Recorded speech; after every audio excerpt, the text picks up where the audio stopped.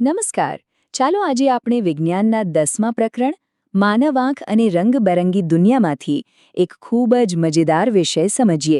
આજે આપણે જોઈશું કે કાચના પ્રિઝમ વડે સફેદ પ્રકાશનું વિભાજન આખરે થાય છે કેવી રીતે.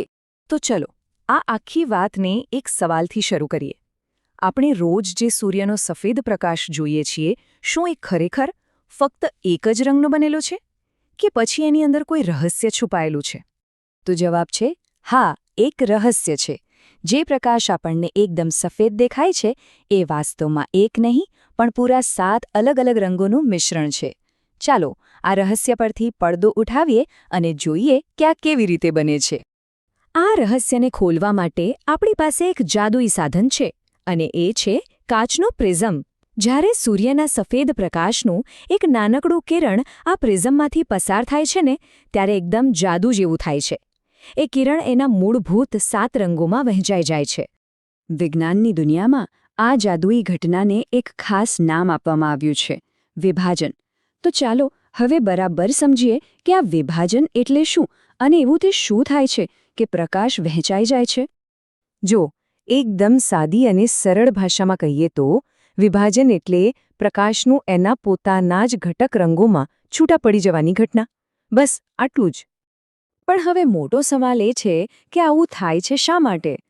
તો કારણ એ છે કે દરેક રંગની પોતાની એક અલગ ઓળખ હોય છે, જેને આપણે તરંગ લંબાઈ એટલે કે વેવલેન્થ કહીએ છીએ.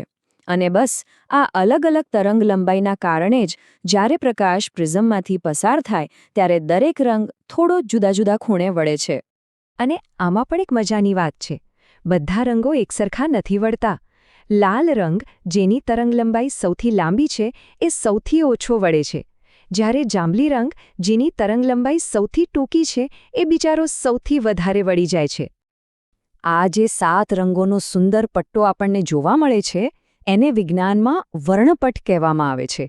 અને એને યાદ રાખવાની એક મસ્ત ટ્રીક છે. બસ એક શબ્દ યાદ રાખો: જાની વાલી પીનારા. જાંબલી, નીલો, વાદળી, લીલો, પીળો, નારંગી અને રાતો. આ ક્રમ ક્યારેય બદલાતો નથી. હવે મહાન વૈજ્ઞાનિક સર આઇઝેક ન્યૂટનના મનમાં એક વિચાર આવ્યો કે ભાઈ, જો એક પ્રિઝમ સફેદ પ્રકાશને 7 રંગોમાં તોડી શકતો હોય તો શું આખી પ્રક્રિયાને ઊંધી કરી શકાય? શું આપણે 7 રંગોને ભેગા કરીને ફરીથી સફેદ પ્રકાશ બનાવી શકીએ? એટલે એમણે એક પ્રયોગ કર્યો. પહેલા ભાગમાં શું કર્યું? એક પ્રિઝમ લીધો અને એમાંથી સફેદ પ્રકાશ પસાર કર્યો. અને જેવું આપણે હમણાં શીખ્યા, એ પ્રકાશ તરત જ 7 રંગોના વર્ણપટમાં વિભાજિત થઈ ગયો. પણ ખરી કમાલ તો હવે થઈ. એમણે એ 7 રંગોના રસ્તામાં એક બીજો પ્રિઝમ મૂક્યો, પણ આ વખતે ઊંધો. અને જાણો છો શું થયું? ચમત્કાર!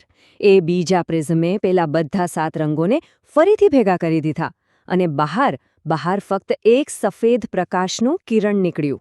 બસ આ પ્રયોગથી એક વાત એકદમ પાક્કી સાબિત થઈ ગઈ. સૂર્યપ્રકાશ, જે આપણને સાવ સફેદ દેખાય છે, એ ખરેખર તો જાનીવાલી પીનારા એટલે કે આ 7 રંગોનું જ એક સુંદર મિશ્રણ છે. ચાલો હવે લેબોરેટરીમાંથી બહાર નીકળીએ અને કુદરત તરફ જોઈએ. કારણ કે આ જ વિજ્ઞાન આપણી ચારેય બાજુ ખુલ્લા આકાશમાં પણ સતત બની રહ્યું છે. અને એનું સૌથી સુંદર ઉદાહરણ કયું? આપણું વહાલું મેઘધનુષ. ક્યારેય વિચાર્યું છે કે મેઘધનુષ કેવી રીતે બને?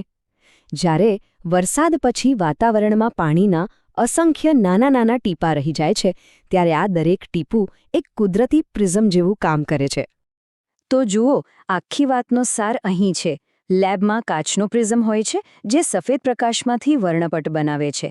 અને આકાશમાં વરસાદના લાખો કરોડો ટીપાં હોય છે, જે એ જ કામ કરીને સુંદર મજાનું મેઘધનુષ રચે છે. ઘટના એક જ, પણ જગ્યા અને માધ્યમ અલગ. એટલે હવે પછી જ્યારે પણ આકાશમાં એ સપ્તરંગી મેઘધનુષ્ય દેખાય, ત્યારે યાદ રાખજો, એ કોઈ જાદુ નથી, પણ પ્રિઝમ બની ગયેલા વરસાદના અસંખ્ય ટીપાઓનો વૈજ્ઞાનિક કમાલ છે. છે ને વિજ્ઞાન અદ્ભુત? જે સફેદ પ્રકાશ એકદમ સાધારણ લાગે, એની અંદર આખી રંગીન દુનિયા છુપાયેલી છે. જરા વિચારો, આપણી આસપાસ આવા બીજા કેટલાય વૈજ્ઞાનિક રહસ્યો હશે. જો વિજ્ઞાનના આવા રહસ્યોને સરળતાથી સમજવામાં મજા આવી હોય તો આ સમજૂતીને લાઇક અને શેર જરૂર કરજો. અને હા, Sanjay maths and science academy સાથે જોડાયેલા રહેવા માટે સબસ્ક્રાઇબ કરવાનું ભૂલતા નહીં. ફરી મળીશું એક નવા વિષય સાથે. આભાર.